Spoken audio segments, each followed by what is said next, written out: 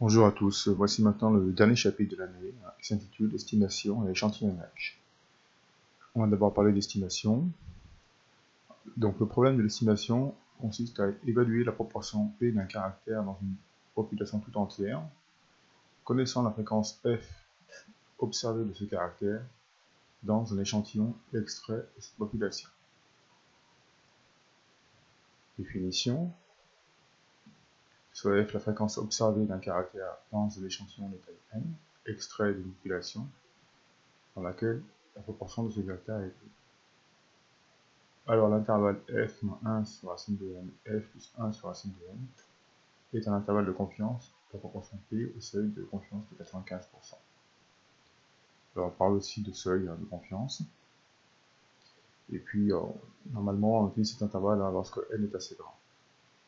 Alors pour les exercices, on pourra l'utiliser, mais en réalité il y a des conditions assez strictes en fait sur n et même sur P. Une fois qu'on a calculé la fréquence f dans un échantillon, donc on détermine un intervalle de confiance. Et ce qu'il faut quand même bien comprendre, c'est que P peut appartenir ou pas, la véritable valeur de P peut appartenir ou pas à l'intervalle de confiance. En fait, ce que dit la propriété, on le voit ici, c'est que au moins 95% des intervalles de cette forme-là contiennent la proportion P, donc pas forcément tous les intervalles. C'est pour ça que on précise ici que P peut appartenir ou non à cet intervalle de confiance. Alors un exemple pour bien comprendre le fonctionnement. On veut estimer la proportion P de personnes appréciant le Gunnar dentifrice. Donc P est inconnu. Et bien sûr, plutôt que de demander à toutes les personnes, on constitue un échantillon de 100 personnes.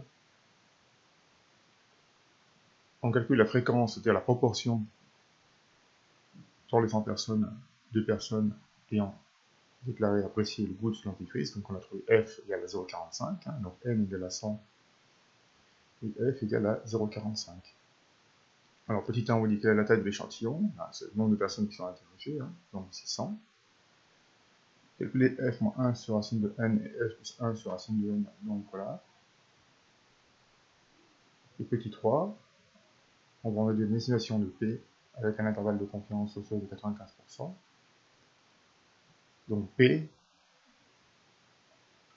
au seuil de 95%, est dans l'intervalle 0,35-0,55.